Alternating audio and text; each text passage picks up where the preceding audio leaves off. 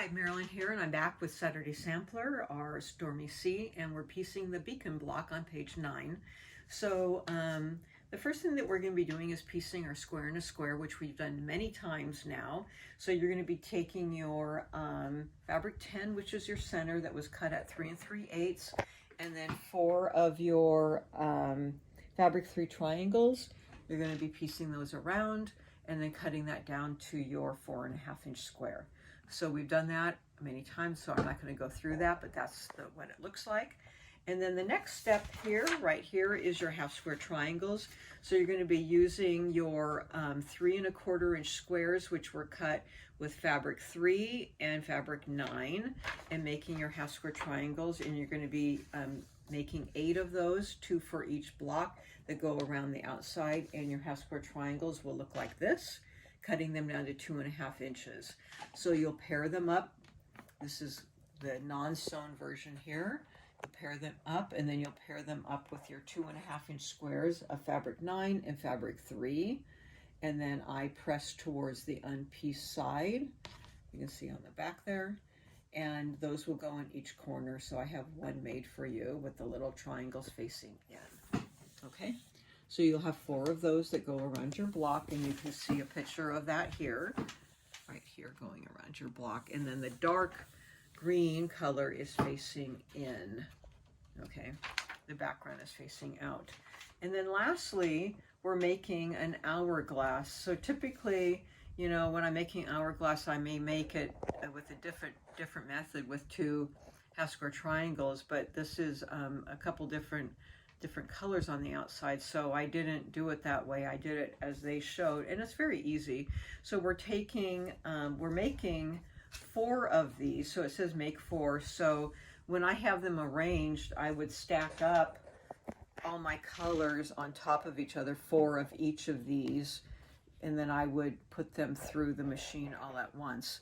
So, but any case, this is just shown one exploded out. So this is how you would piece it.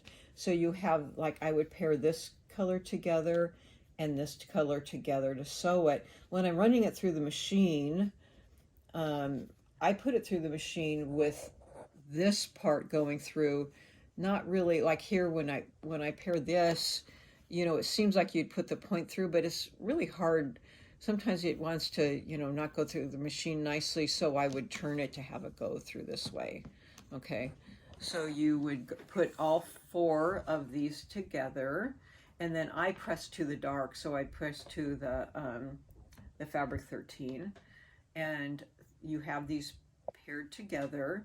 And then once you have those paired together, and then once those are together, then you would sew those together. So that would look like this once you have them sewn. Okay, so you have that one sewn like that, and that one's sewn like that, and that's the result. And it is oversized, which is good, because then you want to be able to cut it down, and you're going to cut it down to 4.5 inches. And we did this last time, and as I showed before, I used my Tucker trimmer to cut it down to 4.5 because it has angles going in each direction, and I have it with the half circle there, meaning it's the half size measurements. So I just put it in the middle here with my 4.5 showing, so I have a diagonal going this way, and then here's my 4.5 right here, and I just cut it off this side and then flip it and then line up the 4.5 and cut it the other way. So if you're going to be just using a square ruler, you have to then, because half of 4.5 is 2 1/4, so you have to put the 2 1/4 right in the center. You can't just do 4.5 off the edge. You'll have a lopsided block.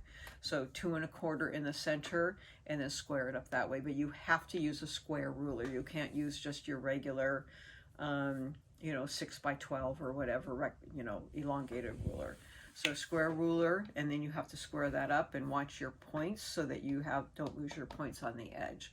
So you'll have 4 of those. This one's been squared up. And then this is the line up here with the brown right there, okay? So this is not cut down, obviously, but it would be right here. That's your lineup. So now when I'm piecing these, this goes all the way around. When I'm piecing these, when I get to piecing this onto here, I would make sure that this one's on top so that I could watch that intersection so I don't lose the point. So that's the one that you're really paying attention to. But otherwise, it's very easy piecing because you don't have a lot of, points to match up or anything. It's just watching that point when you're piecing this block. Oops, there they go. Okay, so here's what the block looks like here. But I also, as I pointed out in the past, I really do have this picture laid out in front of me so I can watch my colors and I can see what the layout is so I don't get them twisted around or put out in the wrong direction. So I have this laid out. I look at my colorways, make sure I have it laid out in the right direction, and then pick it up in that direction. So anyways, that's the block. It's very easy piecing. And we'll see you here for the Ahoy block, which is on page 10.